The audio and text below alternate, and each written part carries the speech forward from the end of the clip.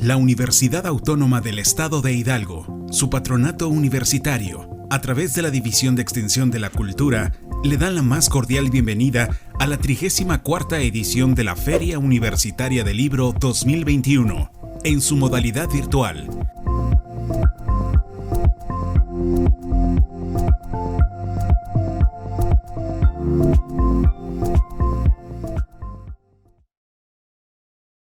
Libro, Competitividad de México, un análisis sectorial.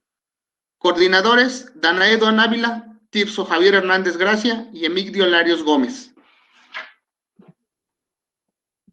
Hola amigas y amigos, les damos la más cordial bienvenida a las actividades de la FUL en su edición 34ª, modalidad virtual, organizada por la Universidad Autónoma del Estado de Hidalgo, a través de la División de Extensión de la Cultura. En esta ocasión llevaremos a cabo la presentación de la obra literaria Competitividad de México, un análisis sectorial. Presentan Tirso Javier Hernández Gracia, Karina Valencia Sandoval y Danae Duan Ávila. Daré lectura a las semblanzas de quienes nos acompañan. Tirso Javier Hernández Gracia es doctor en Ciencias Administrativas por la Facultad de Contaduría y Administración de la Universidad Autónoma de Tlaxcala, maestro en Administración por la Universidad Nacional Autónoma de México, ingeniero industrial por la Universidad Autónoma del Estado de Hidalgo. Es profesor investigador de tiempo completo y líder del cuerpo académico consolidado, Gestión y Desarrollo Empresarial. Miembro del Sistema Nacional de Investigadores de CONACYT, nivel 1, autor de diversos artículos y libros en el contexto nacional e internacional. Ha participado como ponente en congresos nacionales e internacionales en diversos países como Costa Rica, Colombia, Cuba y Chile. Los datos del contacto, ahí los pueden ustedes apreciar. Karina Valencia Sandoval realizó estudios de licenciatura en Mercadotecnia, cuenta con una maestría y un doctorado en Ciencias Económicas por el Colegio de Postgraduados. Es profesor investigador de tiempo completo en el Instituto de Ciencias Económico-Administrativas en la Universidad Autónoma del Estado de Hidalgo. Sus líneas de investigación son competitividad y desarrollo empresarial. Es miembro del Sistema Nacional de Investigadores de CONACYT, nivel 1. Dentro de sus principales publicaciones destacan factores que determinan el consumo de leche en el Distrito Federal en México, evaluación del nopal como alimento funcional mediante opciones reales, evaluación de proyectos de inversión usando opciones reales para diferenciar el aguacate. Pertenece al cuerpo académico consolidado, Gestión y Desarrollo Empresarial. También ponemos los datos del contacto. Danae Duan Ávila. Es doctor en Economía por el Instituto Politécnico Nacional.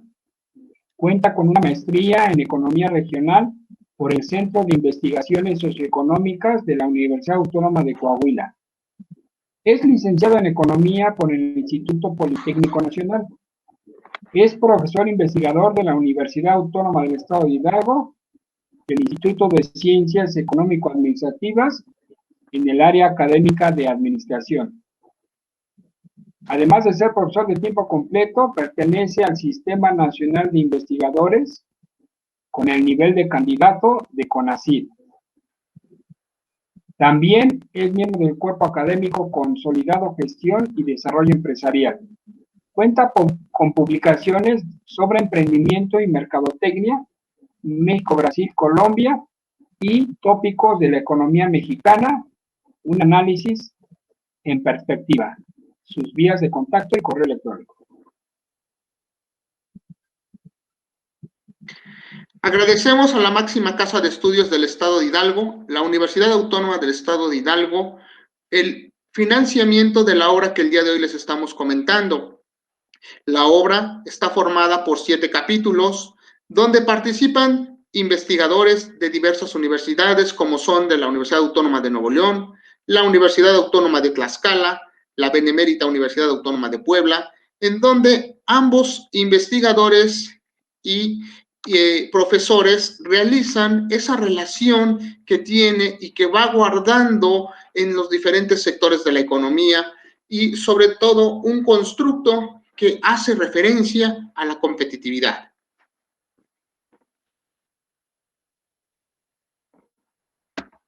En el capítulo 1, los autores nos hablan sobre los principales antecedentes teóricos. Se destaca el impacto que tiene tanto para investigadores como para empresarios el constructo de competitividad, el cual, indistintamente de las características de la empresa, sea pequeña, mediana o grande, contribuyen de manera importante al crecimiento económico de un país. La importancia es sobre todo en permanecer en el mercado o incrementar sus ingresos. La globalización lleva a que las empresas y los empresarios estén al pendiente en términos y en cuestiones sobre innovación y sobre todo en la forma en cómo se van organizando. La naturaleza de la competitividad es una base de lucha permanente entre las empresas, con el propósito de alcanzar un posicionamiento en los mercados. Por lo tanto, las empresas tienen como base principios para este desarrollo, en donde destacan acciones y operaciones como son el liderazgo transformador, la generación de valor al cliente, un enfoque estratégico, una orientación al cambio y sobre todo un concepto que está en la última década cobrando importancia, como lo es el compromiso social. También podemos encontrar algunos aspectos que se relacionan con el conocimiento y sobre todo con la agilidad para la toma de decisiones. En el capítulo 5, los autores nos hablan sobre la situación que guarda el personal que está laborando en las maquiladoras, haciendo énfasis en el estado de Tlaxcala y sobre todo la situación en términos de producción y productividad, conceptos que en la parte teórica se abordan. En el capítulo 2, los autores, desde diferentes perspectivas, hacen un comparativo en aquellas estrategias utilizando algunos índices, como es el índice de especialización, un índice de exportación y sobre todo un índice de capacidad para exportar. Si bien aquí se nos hace referencia a una variable que es importante para las empresas y sobre todo para la generación de empleo, como lo es la IED o mejor conocida como inversión extranjera directa. Cabe destacar aquí en este capítulo que la problemática más emblemática a lo largo de la historia en la economía, sobre todo, es el concepto de pobreza. Si bien está muy asociada esta variable al nivel de empleo y sobre todo enfocada a la generación de empleos que les permita a las familias mejorar su calidad de vida. También aquí podemos apreciar cómo los autores permiten hacer esa relación entre producción, productividad y ventajas que ofrece cada una de las regiones que analizan. Hacen el comparativo de la zona norte, zona centro y zona sur, y sobre todo destacando básicamente la importancia y la maximización que tienen estas regiones para llevar a cabo diferentes formas y fuentes que les permitan generar empleo.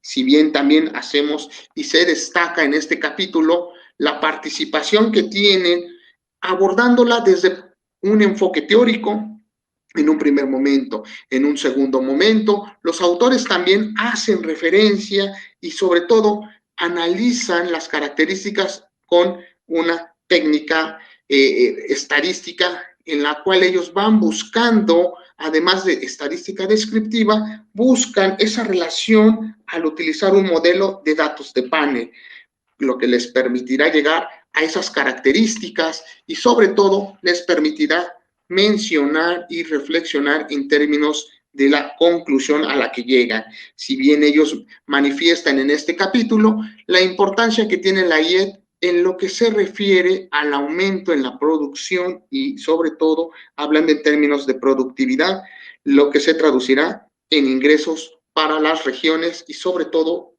a las familias. Sector primario a nivel mundial.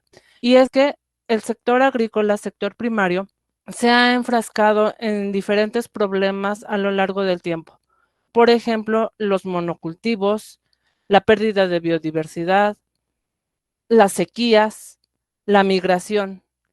Y es que además de los problemas económicos generales, el sector agrícola tiene sus propios problemas. Hablábamos de la migración. La gente ya no quiere depender únicamente del campo. Se está yendo a las zonas urbanas porque ya no quiere esos salarios mínimos que se ganan en el sector agrícola. De tal suerte que la agricultura se ha asociado por años a la pobreza. Sin embargo, como mencionan los autores, hay países que tienen historias de éxito, porque gracias a la inversión y a la innovación han permitido que su sector agrícola crezca, disminuyendo la pobreza y solventando muchas de las problemáticas que se tienen. La FAO dice que por lo menos 815 millones de personas a nivel mundial tienen algún tipo de problema con respecto a la hambruna, siendo entonces necesario analizar la competitividad del sector agrícola, un sector del que absolutamente todos dependemos, porque ahí se produce nuestro alimento. Para los objetivos del libro, los autores proponen entonces un comparativo mediante diferentes indicadores macroeconómicos del sector agrícola entre México y China. Encuentran que para México, los estados del norte, como lo son Baja California, Sonora, Sinaloa, Chihuahua, son las entidades que tienen mayor inversión, no así el centro y el sur, disminuyendo su competitividad. En China, el sector agrícola perdió competitividad cuando se optó por la manufactura como principal fuente económica. Los autores mencionan que, pese a ser dos países tal vez completamente diferentes, su sector agrícola comparte la misma problemática. Ha perdido competitividad a lo largo del tiempo.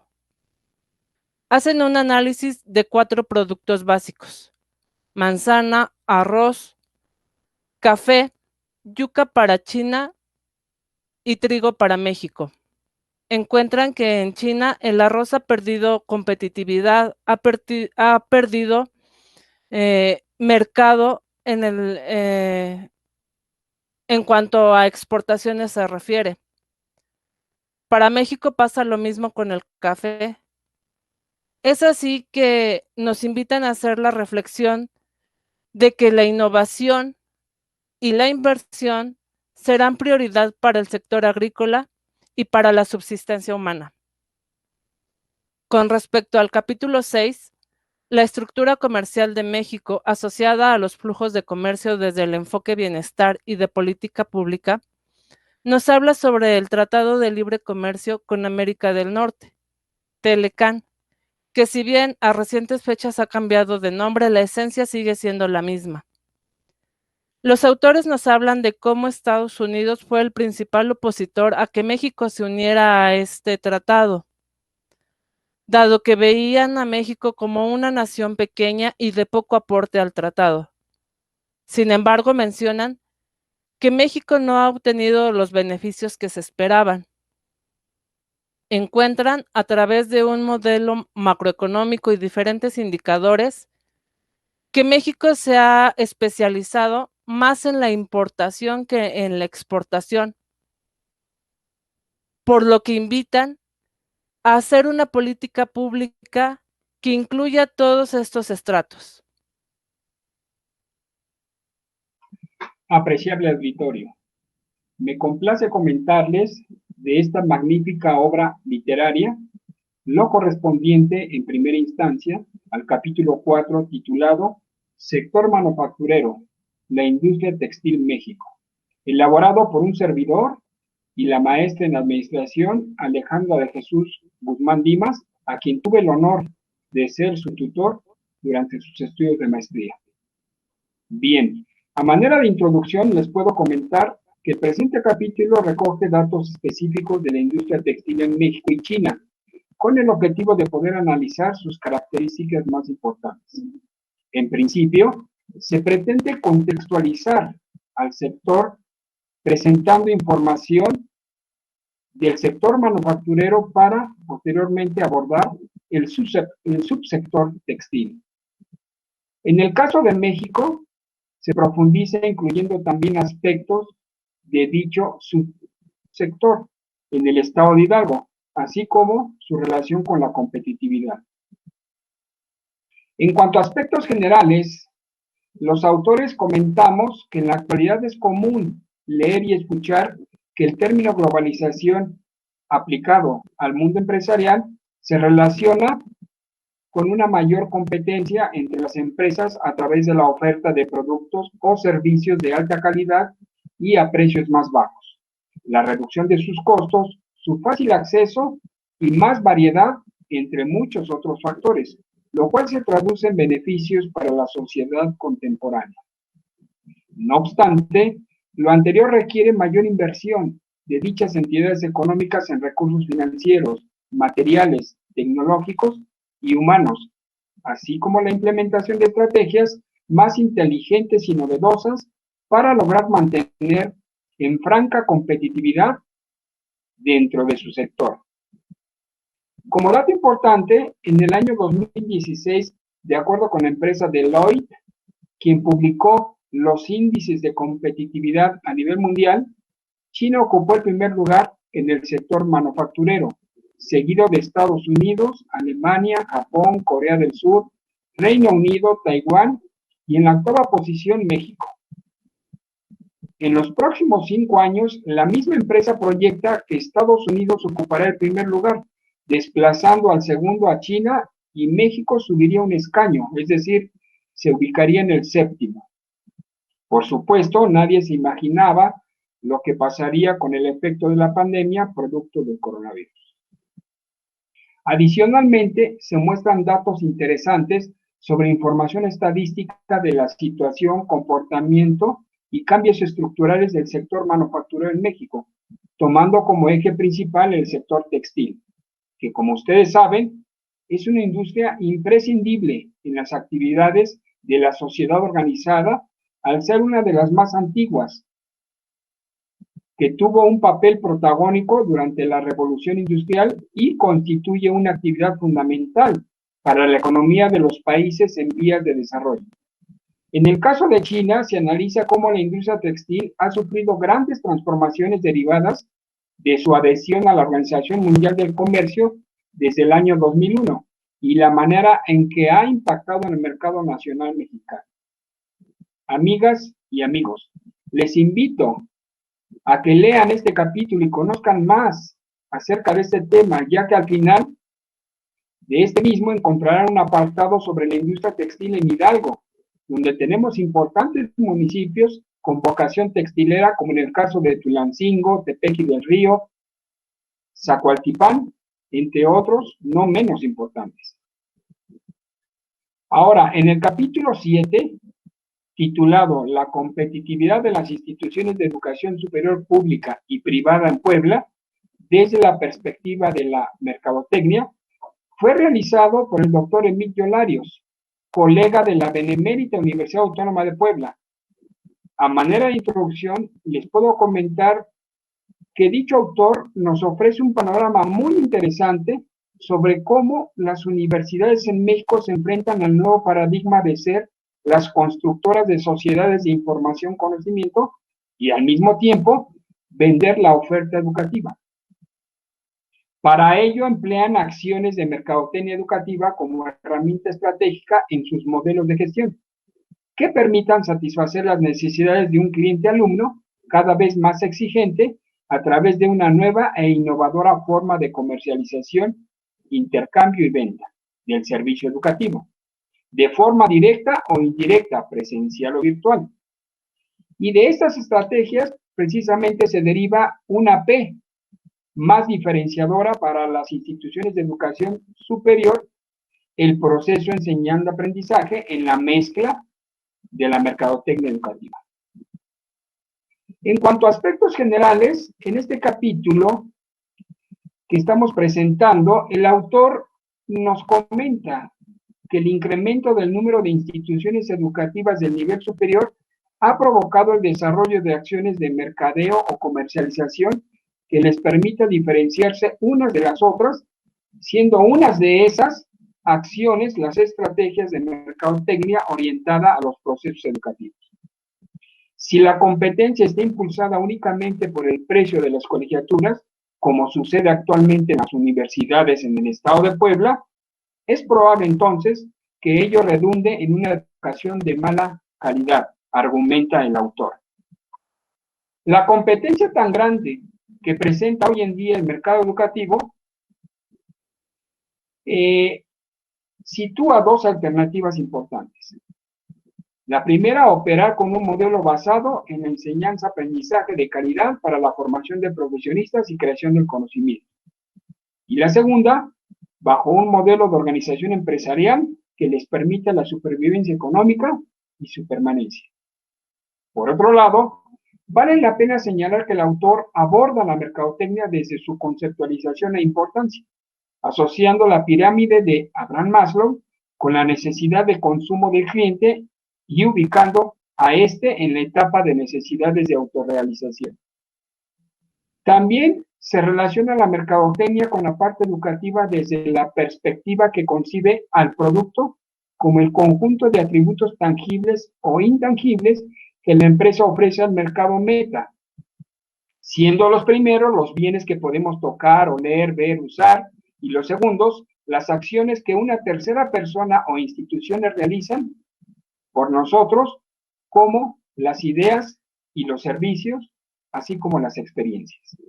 En fin, amigas y amigos, muy interesante también lo que presenta, como ustedes pudieron escuchar, este autor, por lo que se les invita nuevamente a los escuchas interesados en todos estos temas a adquirir la obra literaria que estamos presentando en la librería Carácter de la Universidad Autónoma del Estado de Hidalgo, entre otras casas editoriales como Plaza y Valdés, y poder hurgar de manera más profunda en tópicos asociados a la competitividad en nuestro país desde diversas ópticas o sectores.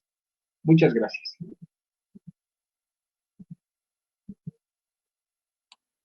Agradecemos a todos los participantes en esta actividad y los invitamos a dejar sus comentarios, sugerencias y seguir las redes sociales, así como continuar asistiendo a los diversos eventos y actividades de la FUL en su 34ª modalidad virtual, organizada por la Universidad Autónoma del Estado de Hidalgo a través de la División de la Extensión y la Cultura.